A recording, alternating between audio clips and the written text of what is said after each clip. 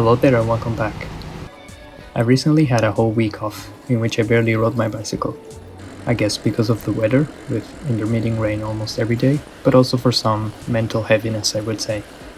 Probably commuting every day for 20 kilometers in Tokyo's summer heat does put a burden on yourself. So it's always nice to get some time off the bike. Makes the future rides a little bit more enjoyable and helps you not to get lost over a single thing and only one thing. This is probably the reason why editing is taking up a little bit more time than usual. I really do want to push this and keep it enjoyable. And I'm pretty sure the vast majority of you are okay with this delivery pace. One thing I love about this community is that we don't have to create content every single day. You're pretty chill people. Anyway, after a whole week, we're out again for a ride with my friend Yasushi. Today we're visiting a bike store that I'm still missing here in Tokyo, which is organizing a garage sale with secondhand components, and then we'll join circles again for a group night ride along the Tokyo Bayside area. But first, we're getting some breakfast. This place is called Blue Lug in Nakano. It's run by the same owner of Peddler's Coffee in Hatagaya, and just by that you already know that the coffee will be tasty. Didn't get much footage because the place was packed. I wasn't expected to be trendy, but it was definitely worth it.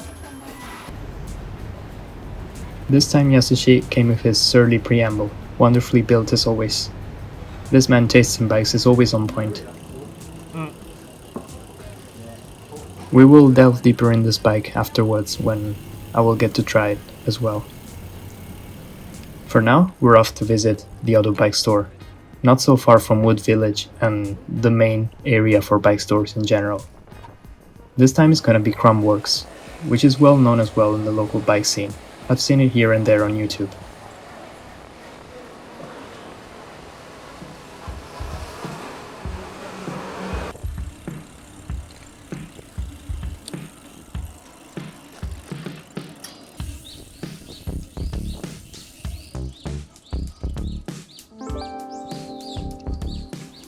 I really like Nakano. It's always quite peaceful compared to where I live, but again, being on the other side of town, I never have many chances to visit it. This was one of them.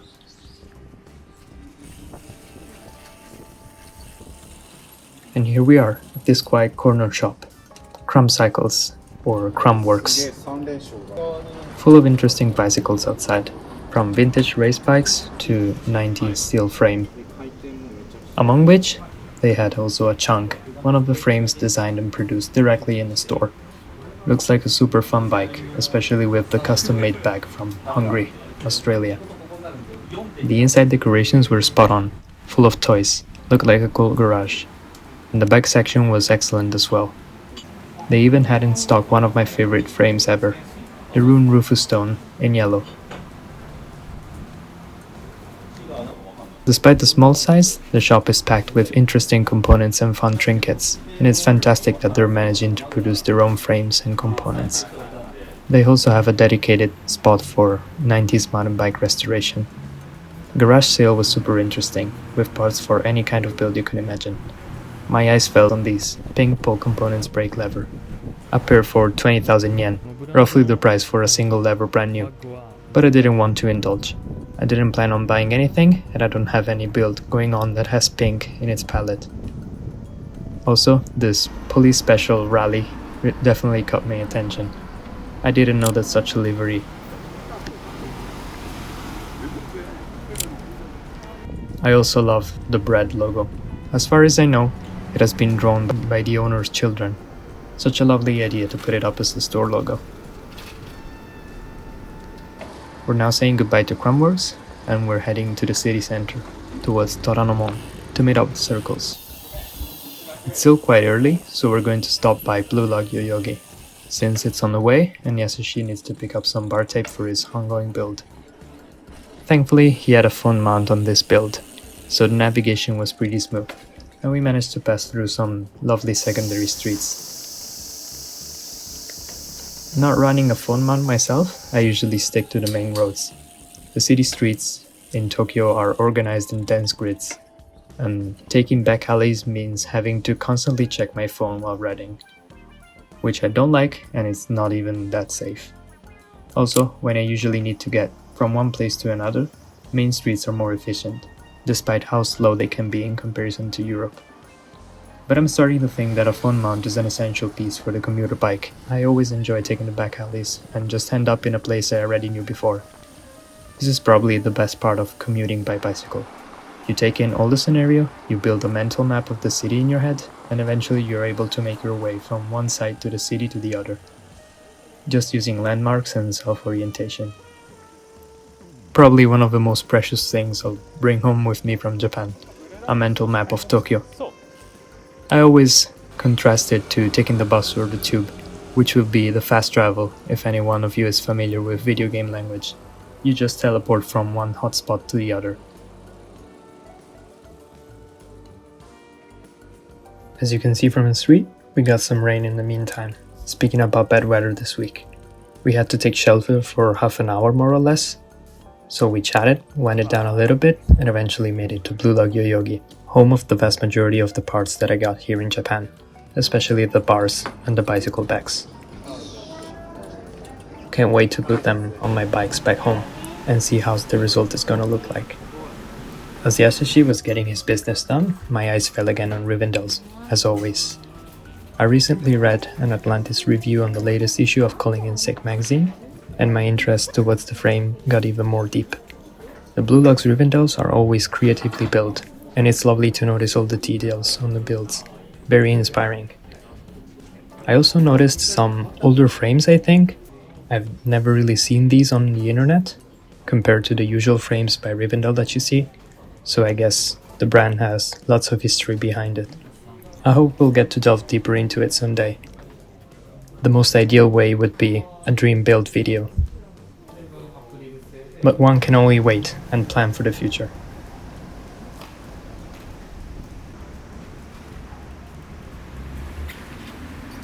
Heading off again from Yoyogi to Toranomo to meet up with the guys from Circles.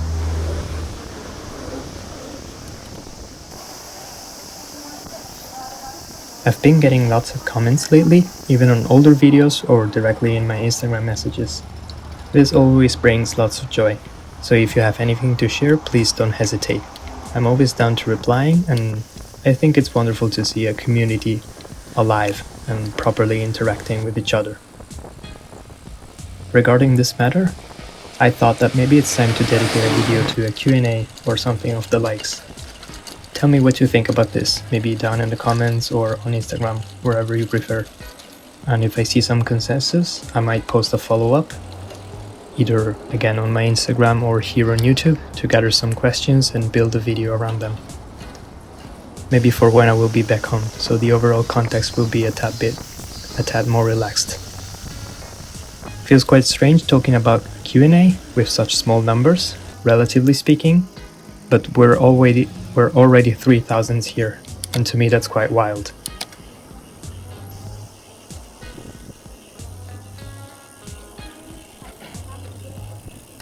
Something that added to my general bicycle experience here in Japan is bicycle elevators.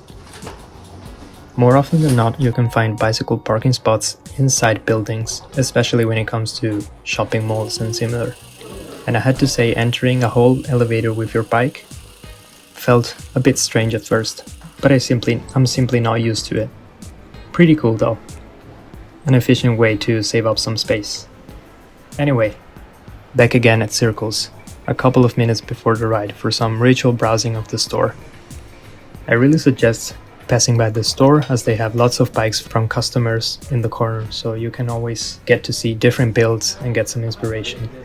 I was also quite happy to see the Super Tram from the test ride in exposition inside the shop. I had a blast on that bike. We also met with Ban-san, whom you may have already seen in the P-Sports group ride video and a test ride with Circles. We always end up meeting each other at group rides, and I think that's lovely.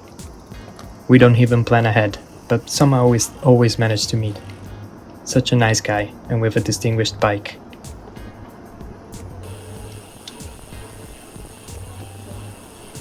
I honestly wasn't expecting the group ride to be this alive. The more the merrier. Lots of interesting bikes and lots of people. I also had a first proper YouTuber experience, so to speak, as one of the participants came to me with my Instagram opened on his phone, asking me if that was me. Turns out we were already mutuals on Instagram. I just didn't recognize him. If you're watching, hello there. Thanks for speaking up.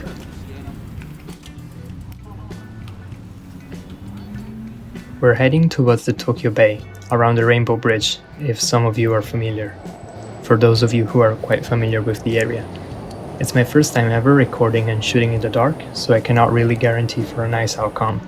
But overall I think we managed pretty decently.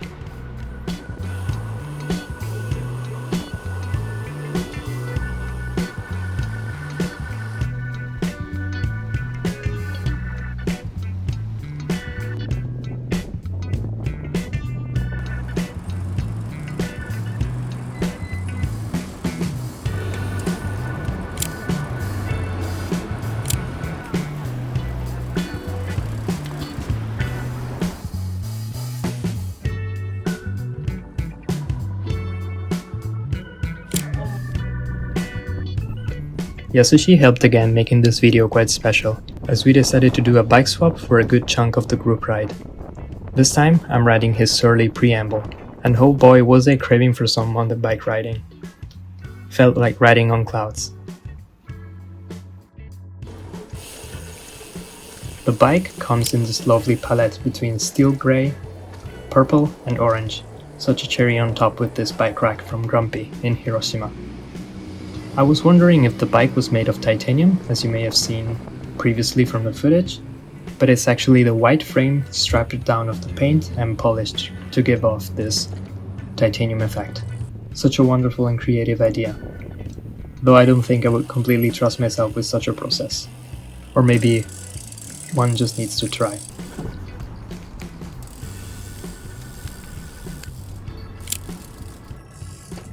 This is actually not my first time riding at night in Tokyo. Actually just the second. I remember a couple of months back, as soon as I got my bike, I really wanted to check Shibuya by night, expecting some crazy nightlife even on the street. Turns out Shibuya can be quite chill. Probably everyone is tucked away into clubs or already went home with the last train. Still, it was very pretty to explore the city with different lenses. A sort of moment of meditation, riding by myself during the night.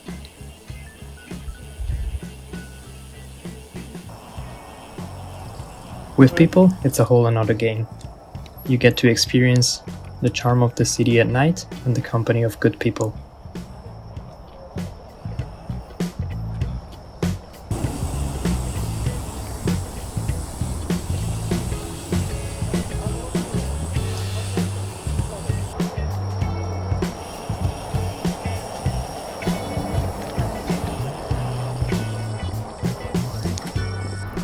We also had a tiny gravel parenthesis for whoever wanted to have some fun off-roading, as we were passing through some massive parks, not so far from where I live.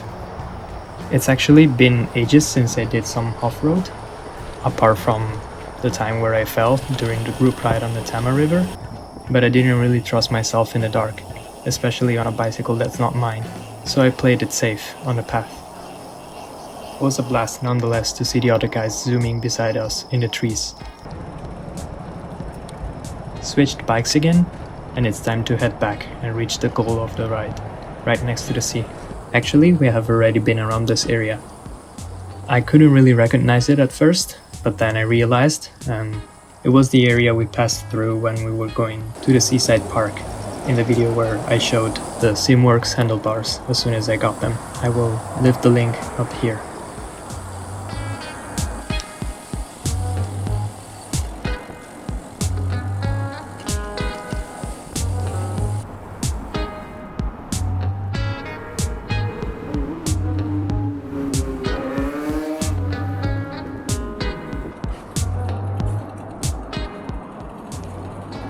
But first, quick stop for some munchies at Konbini. We skipped dinner and I was definitely starving. Here's probably my favorite bike from the ride, this lovely Surly in light blue. Didn't catch the model though. And here's a bit of appreciation moment for Bans Sklar. White wheels are quite rare, so bonus points for the creativity.